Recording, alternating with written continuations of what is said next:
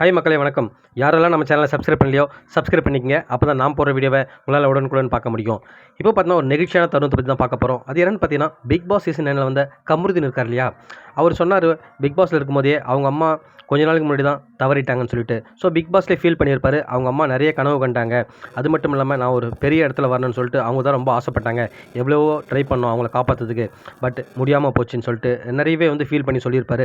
அது மட்டும் இல்லாமல் அவங்க என் கூட இருக்காங்க, ஸோ அவங்களுக்காக நான் கண்டிப்பாக வெற்றி அடைஞ்சே தீரணும். அவங்க சொன்ன அந்த வார்த்தைக்காக கண்டிப்பாக அவங்க ஆசையை நிறைவேற்றணும். அதுக்காக நான் கடுமையாக உழைக்க தயாராகிட்டேன்னு சொல்லிட்டு சொல்லியிருப்பார். இப்போ பார்த்தீங்கன்னா ரொம்ப உருக்கமாக ஒரு இன்ஸ்டாகிராமில் ஒரு பதிவு போட்டிருக்காரு.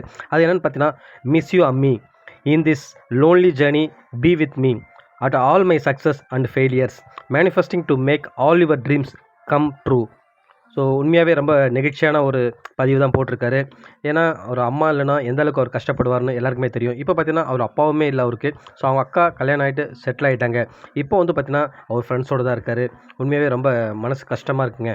ஏன்னா ஒரு தனியாக இருக்கிற ஒரு ஆள் எந்த அளவுக்கு ஃபீல் பண்ணுவார்னு சொல்லிட்டு அவருக்கு தான் தெரியும். ஸோ எந்த அளவுக்கு அவர் மனம் இந்த பதிவை போட்டிருக்காருன்னு தெரியும். பட் இப்போ தான் கொஞ்சம் கொஞ்சமாக அவரோட லைஃப்பில் ஒன் பை ஒன்னாக அச்சீவ் பண்ண ஆரம்பிச்சிருக்காரு. கண்டிப்பாக அவங்க அம்மா நினச்ச மாதிரி அவர் நல்ல ஒரு பெரிய ஆளாக வருவார். அதில் எந்த ஒரு சந்தேகமும் இல்லை. அதுவும் இல்லாமல் அவர் ஏற்கனவே சொல்லியிருந்தோம் அவர் மல்டி டேலண்டட்னு. கூடி சீக்கிரத்தில் அவரோட ஒவ்வொரு டேலண்ட்டை வெளிப்படுத்த போகிறாரு. நம்ம எல்லாம் அதுக்கு உறுதுணையாக இருப்போம். அதுவும் மட்டும்னா அவங்களோட ஃபேன்ஸ் உண்மையாகவே அவர் ரொம்பவே ஊக்குவிக்கிறாங்கன்னு சொல்லணும். கூட பார்வதி ப்ளஸ் அவங்களோட ஃப்ரெண்ட்ஸ் இருக்காங்க இல்லையா, ஸோ அவங்களும் அவருக்கு பக்கபலமாக இருக்காங்க. கண்டிப்பாக அவங்க ஆசை நிறைவேறும்னு நினைக்கிறேன். நீங்கள் என்ன நினைக்கிறேன்னு சொல்லிட்டு கமெண்ட் செக்ஷனில் கமெண்ட் பண்ணுங்கள். மீண்டும் அடுத்த வீடியோவில் உங்களை சந்திக்கிறேன். நன்றி.